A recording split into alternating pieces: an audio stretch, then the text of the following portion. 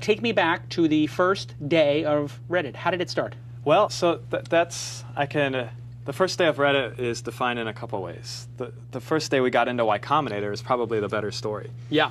We were seniors in college at UVA, and we had planned on University of Virginia. University of Virginia. Right.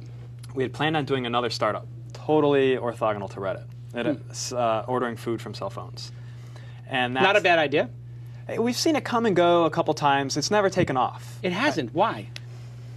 It's because you are selling to restaurants, and every local business you problem. have to you have to have a salesperson for every single restaurant. It doesn't scale very well.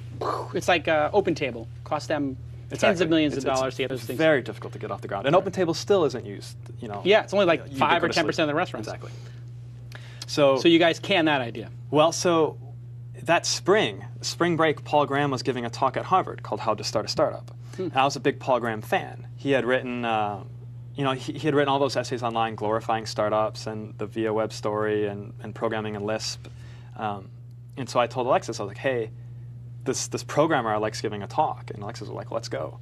Yeah. So we went on a spring break. We met Paul, got him to sign my book. He agreed to have dinner with us, and we told him our idea, the cell phone food thing. And he was like, that's a great idea.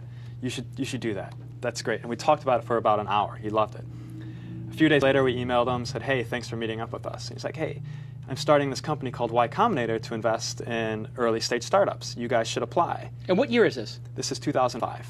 Wow. This is the spring of 2005. We apply to Y Combinator. They invite us up for an interview. We interview. We get rejected. We were so pissed. We were like, wow. Paul, what the hell, Paul? Like you said we were getting in. We were on the train ride back to Virginia, and he called us, and he said, we really like you guys. We just don't like that idea.